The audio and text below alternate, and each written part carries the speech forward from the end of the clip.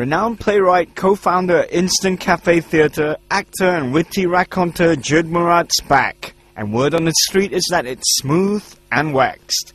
With the interestingly titled One Load of BullJit, Stories True and False, Jit takes the stage and the house hostage to deliver one of his rare solo shows full of anecdotal musings on love, life, toothpaste, and a whole load of bull. So if you're thinking of turning up to enjoy some normal stand-up comedy from Jit, think again. No, just the whole stand-up thing.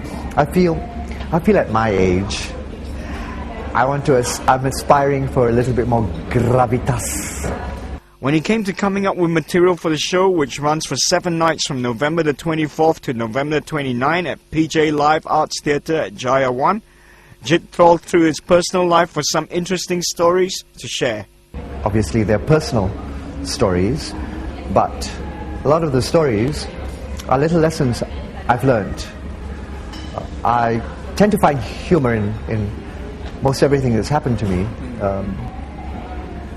but they're little analogies, little personal parables, if I may get so wanky, which I carried through life in one way or another. It's about, well, the tagline, I think, if I'm not mistaken, is stories true and false, right? Because there are ambiguities and inconsistencies about just about everything, about human nature, about propaganda, about the whole idea of rebranding is already an inconsistency. But at a personal level, about what is expected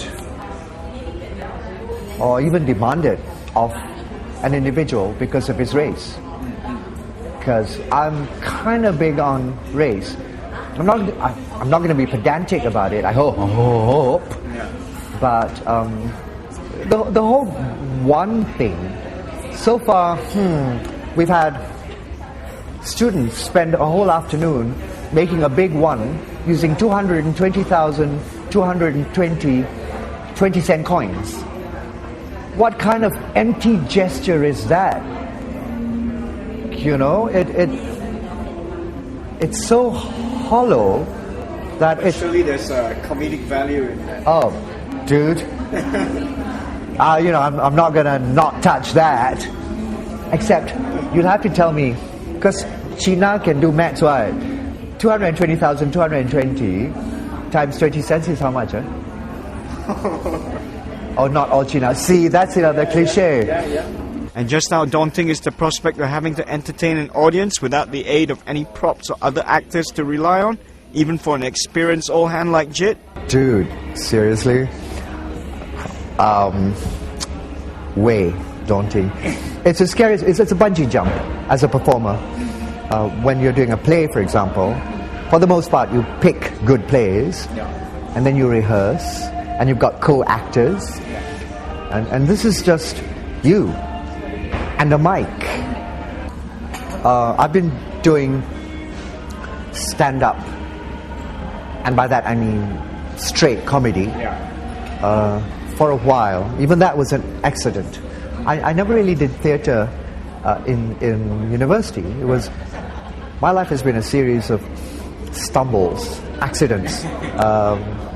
Again, self-indulgent. It's therapy. Can I say that? I just did. Man. Rather than to come back with another play, Jit has chosen to move out of his comfort zone and take the more difficult route back to the stage by opting to take on a one-man show. Yeah, for me, plays take time.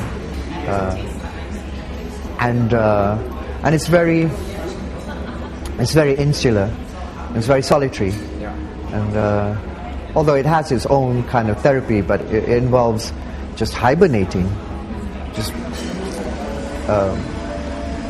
I just needed to get out there, as they say, instead of withdrawing, which is what writing plays is for me. And his comedy heroes? Zach, I mean, there's some guys out there on YouTube, for example. Thank you, YouTube. that still managed to make me gasp. Steve Martin was the first stand-up comic that made my jaw drop because it was surreal. Billy Crystal and Robin Williams, its personality, right? And then Chris Rock blows, he's the master. Yeah, just blows my mind. And you know what? He just looks like he's having such a great time. You know, he gives the impression that he doesn't want to be anywhere else than where he is at the moment, and that's very generous. I think there are different categories of stand-up. So for 7 nights in November, can we expect plenty in the way of laughs from Jit Murad, or just another load of old bull? One load of BullJit. A few chuckles. A few confessionals, whether you like it or not. And look, a pleasant way to pass the evening. This is Zach Yusuf, The Star Malaysia.